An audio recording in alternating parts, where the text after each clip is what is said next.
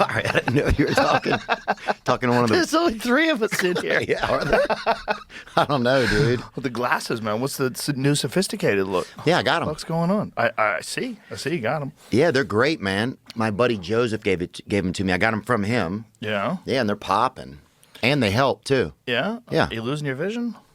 I don't think so, but I think these just make it even better. Okay. Let me see. Let me try them. See how bad your eyes are. Try them on, big dog. Oh, barely. What's up, guys? Welcome back to the channel. My name is Big Juan, and this is the Austin Comedy Police Report.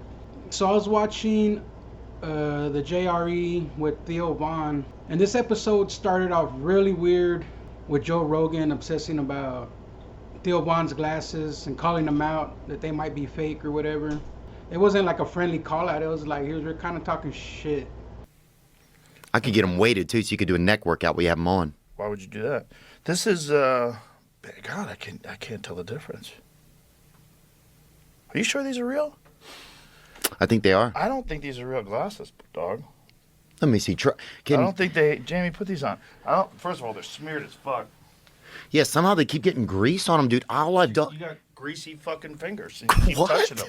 You're not supposed to. Look at you. You're rubbing your head. You're rubbing your greasy face. I don't even go in the kitchen. You don't need grease. You don't need to go in the kitchen for grease. Barely tell the difference, right? It's doing something, but Barely. This is psychological. it's like if you're 20, if you're not 2020, you're 2025. These are psychological, dog. You don't think they're good? You. No, I'm saying. I mean, they're fine, but they're yes, sir. I You look, can do look see smarter. it. I look a I'm little watching smarter, it. You right? can Like see I've it been through reading the too thing. much.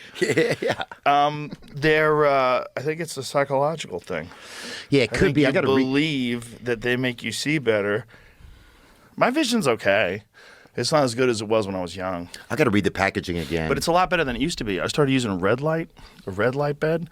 Dumb dude with glasses, that's a bad look. Because not only are you blind, but you're fucking stupid, too. It was... Throughout the episode, I just noticed that Joe's like, he's really pushing back on Theo Vaughn. You know, on the back of my head, I'm thinking like, well, Theo Vaughn's going through some shit, and, you know, why is Joe being like that, right? I don't know, maybe I was being too sensitive for Theo Vaughn. I didn't know what was going on. I watched the whole episode, and then throughout the episode, Joe keeps on about Theo Vaughn's glasses. This is my whole take throughout the episode, right? I've already been like a little suspicious of Joe's actions. He's really turned like into a hypocrite. You know, he's always talking about how alcohol is poison and nobody should do it, but now he's peddling happy dad beer, or what is it, a seltzer or something? I don't know. He's peddling alcohol, and how he's seen people that he's known throw everything away to gambling, and yet he's sponsored by DraftKings. You know, good for Joe. He deserves all these sponsors. I know he's done it a long time without sponsors, but why is he picking these, the ones that he's supposed to be against? And now with perplexity, put it into perplexity, Jamie.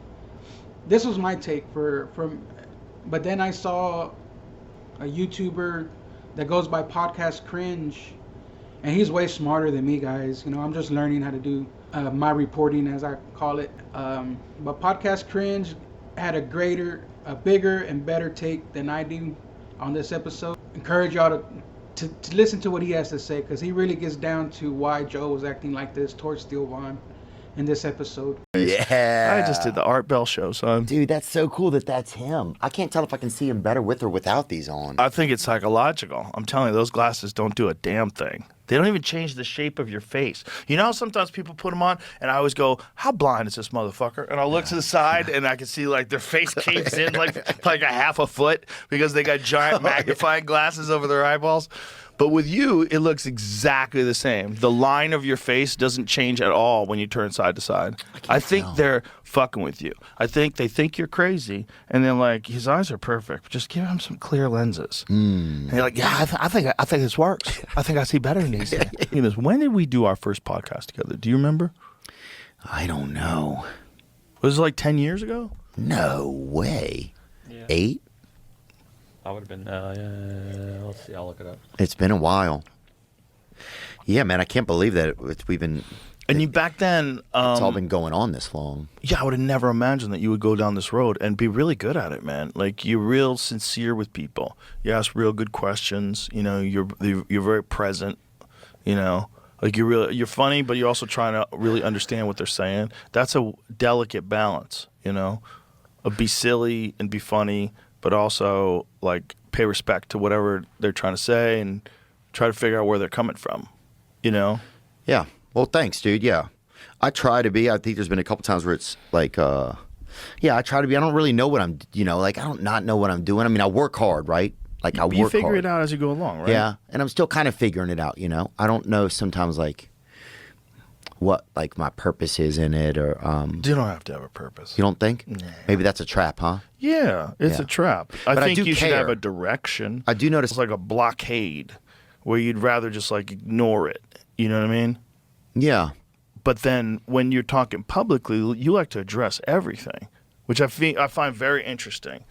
It's like you almost feel more comfortable exposing various parts of things that you don't like about life or your life or what's bothering you about life. Publicly, you're better at doing that than you are privately with your friends. I think there's this thing inside of me sometimes that I feel like people don't trust me one-on-one. They don't trust you? Or there's some trust thing. Maybe it's not me. I don't know. I'm trying to Like think about. you don't trust them, maybe? No, I don't know.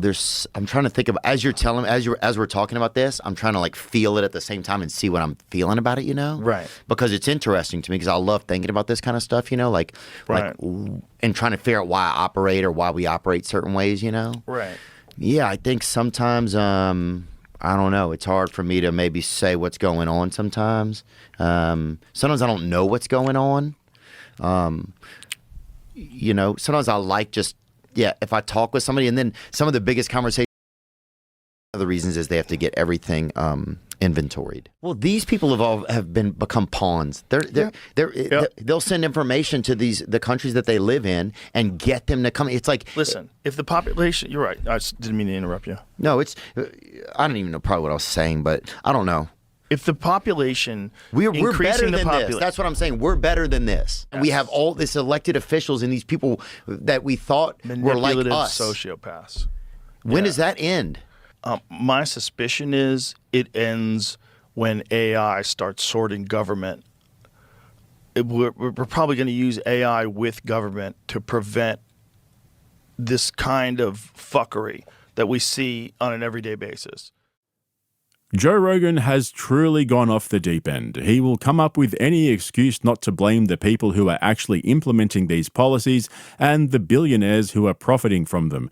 Of course, it all comes back to AI for him. Forget all the obvious villains hiding in plain sight. For Joe, it all comes down to how AI will soon replace the government. This is coming from the guy who is so plugged into the system right now that his eyes are glowing from the current. And that's the real tragedy in all of this. Joe Rogan used to be the guy who distrusted power, who called out corporate bullshit, who questioned everything. I mean, he literally had a show called Joe Rogan Questions Everything.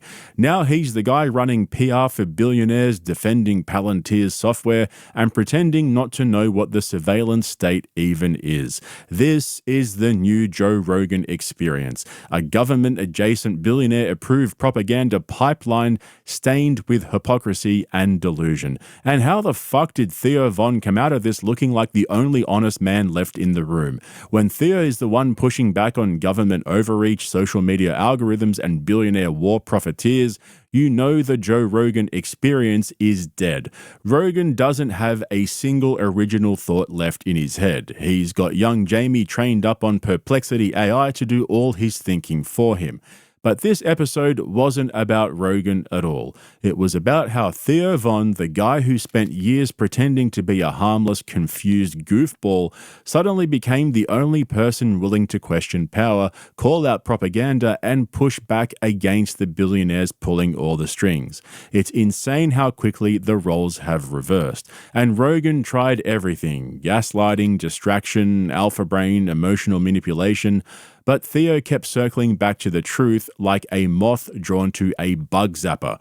I really think this episode will be remembered as the moment Joe Rogan stopped being the voice of the people and Theo Von accidentally swallowed the red pill. The Joe Rogan Experience is no longer a podcast. Stop and think about that. You're in a room smaller than this fucking studio that you and I are in right now with a roided up murderer. You're sleeping with that guy. Oh. And you wind up getting strangled. Oh, you hung yourself. Yeah. How would you sleep? Say you have to go to jail, right? Probably wouldn't sleep. I know, but I'm just saying, Joe, if you had to go to jail, right? You're in jail for something that you've done or didn't do. Doesn't matter. Right. How do you sleep at night? And there's a big dude in there. You sleep with your mouth open so he doesn't have to force it open. Sleep like that. Bro, no, bro. That's crazy. But do you sleep with your butt against the wall or away from the wall? That's a good question. Do you sleep on your back or your... Depends on what kind of perverts do this. He might be one of them dick sucker guys who just wants to suck your dick while he jacks off. Oof. You know, then you'd want to sleep with your ass to him. Like, turn over so I suck your dick. Like, no, I'm trying to sleep.